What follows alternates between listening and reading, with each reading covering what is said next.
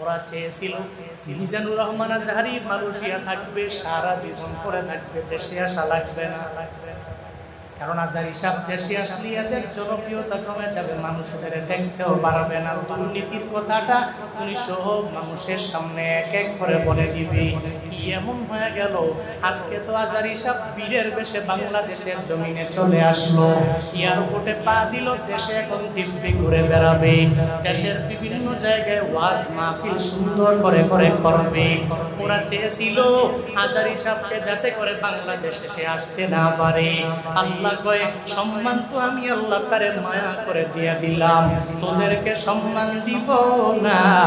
আজহারি বীরের বেশে দেশে ঘুরবে, তোদের একটারেও হারিকেন দিয়া খুঁজে পাওয়া যাবে না, ঠিক কিনা?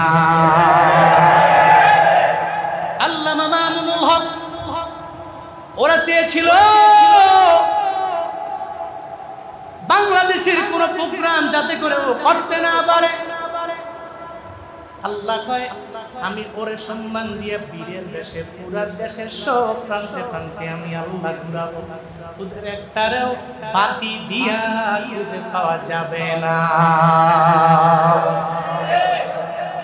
কোন নেতার হাতে না, দুনিয়ার কোন ইমামের হাতে না, খতিবের হাতে না, দুনিয়ার কোন মানুষের হাতে ক্ষমতার পাওয়ারটাকে আমি আল্লাহ দেই নাই। কারণ এই পুরো রাজত্বের মালিক হলাম আমি আল্লাহ। মাঝে মাঝে কোনো বান্দারে কোনো একটা অংশের রাজা বানায় দিলাম, তখন ট্রাই করি আমি আল্লাহ, দেখি বান্দা কি রাজা হওয়ার পরে আল্লাহকে ভুলে কি ভুলে না। যদি বিনয়ী হয়ে যায় আমি আল্লাহ সম্মানটাকে আরো অনেক পরিমাণে বাড়ায় দেই।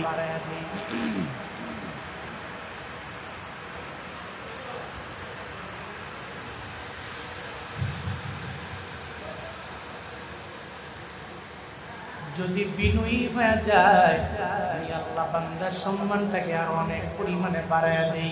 যদি বিনয়ী না হয় আর যদি কিবিরটা যদি অন্তরের মধ্যে ঢুকায়া দেয়, তখন আমি আল্লাহ ওই বান্দার জন্য আর রাজি থাকি না।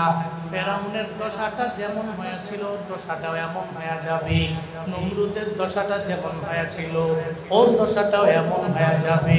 কারণ ক্ষমতার মালিক দুনিয়ার কেউ না, ক্ষমতার মালিক একজন, চিল্লায়া বলো তার নাম।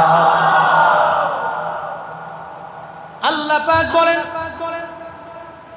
সম্মান দেওয়ার মালিক হলাম আমি রব। আমি আল্লাহ চাইলেই কোনো বান্দারে সম্মান দিয়ে দিতে পারি, আবার চাইলেই কারো কাছ থেকে আমি আল্লাহ কেড়ে নিতে পারি।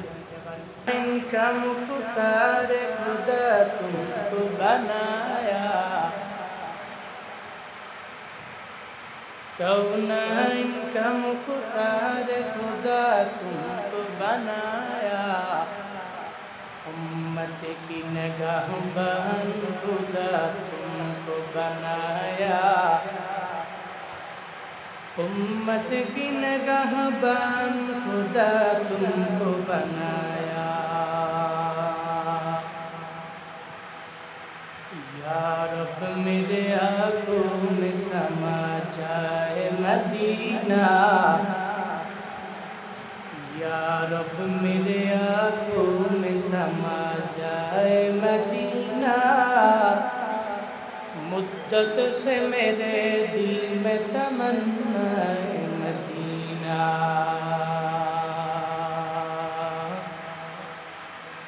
मुद्दत से मेरे दिल में तमन्ना है मदीना।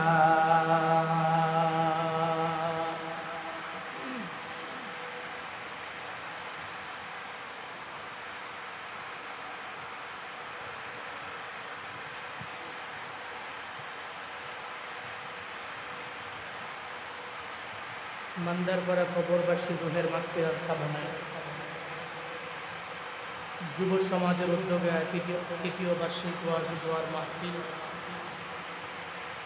আজ 2রা অক্টোবর 2024 মোতাবারক এই মজলিসে আমার পূর্বী কোরআন এবং হাদিস থেকে দিক নির্দেশনামূলক বাণী আপনাদেরকে শুনিয়েছেন।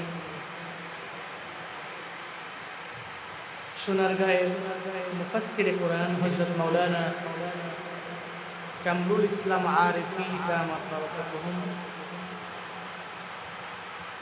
আজকের এই মাহফিলে আরো অনেকেই কোরআন এবং হাদিস থেকে দিক নির্দেশনামূলক বাণী আপনাদেরকে শুনিয়েছেন। হযরত মাওলানা মুফতি শাখওয়াত হুসাইন গাজী দামাত বারাকাতুহুম হুজুরের আসার কথা ছিল, আজকের এই মজলিসে উনি হাজির হতেন, আপনাদেরকে বয়ান শোনাতেন,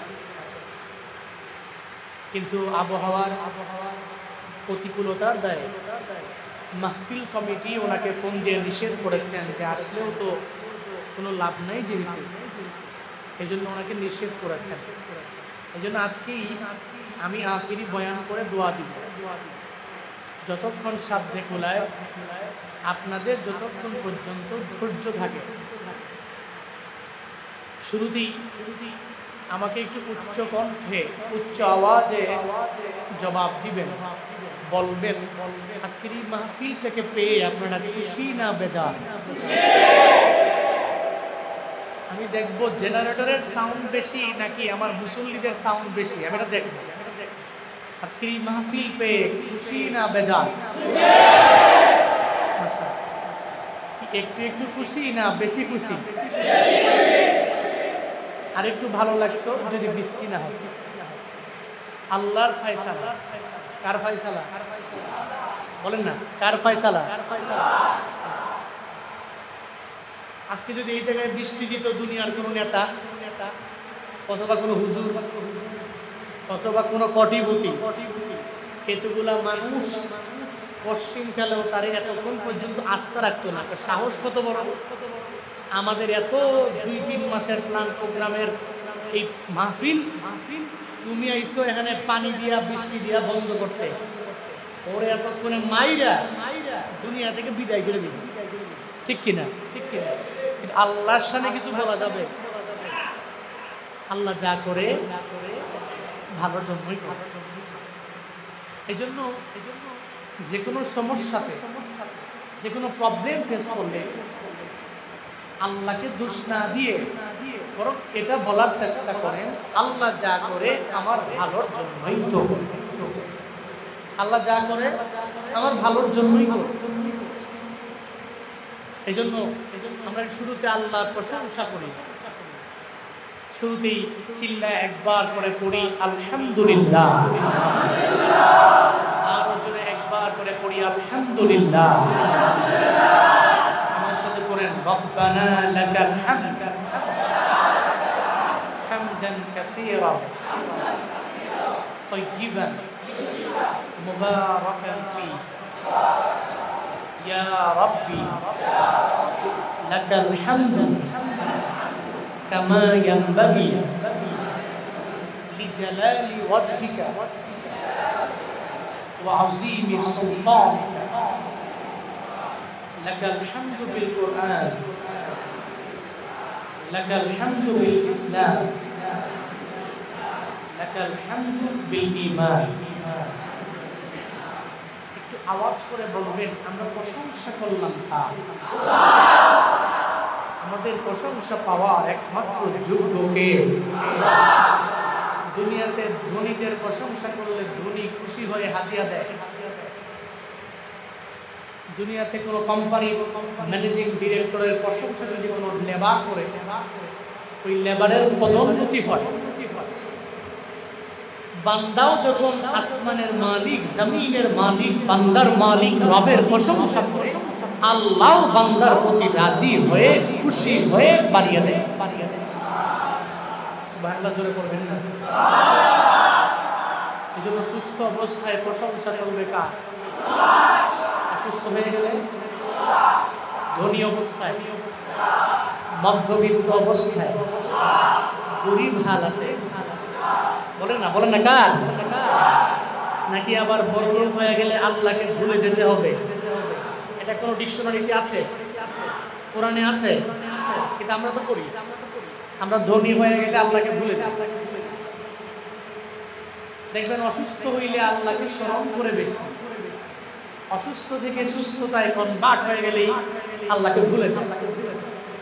জ্বর হইছে, ঠান্ডা, কাশি, দেখবেন আল্লাহকে এত পরিমাণে স্মরণ করে। কিন্তু সুস্থ হয়ে গেছে, আল্লাহকে চিনিই না। আগে কেউ চিনত না, কোনো একটা কারণে আল্লাহ পাক মশহুর বানিয়ে দিয়েছে, প্রসিদ্ধ বানিয়েছে, সম্মান দিয়েছে, সেলিব্রিটি বানিয়েছে। দেখবেন যে সেলিব্রিটি হওয়ার পরে আর মানুষই মনে করে না। একটা মানুষ যে তাকে সালাম দিল, তাকে সম্মান করে তার সামনে দাঁড়ালো, সেলিব্রিটি হওয়ার পরে সে মানুষকে আর চিনে না, আল্লাহকে পর্যন্ত ভুলে যায়। এই যে মানুষের অবস্থার পরিবর্তন, এই পরিবর্তন পশ্চিমকালেও কোনো মুসলমান, কোনো মুমিন করতে পারে? আপনি কিসের অহংকার করছেন? কিসের এত বড়? অহংকার তো আল্লাহ করতে পারে। কে করতে পারে?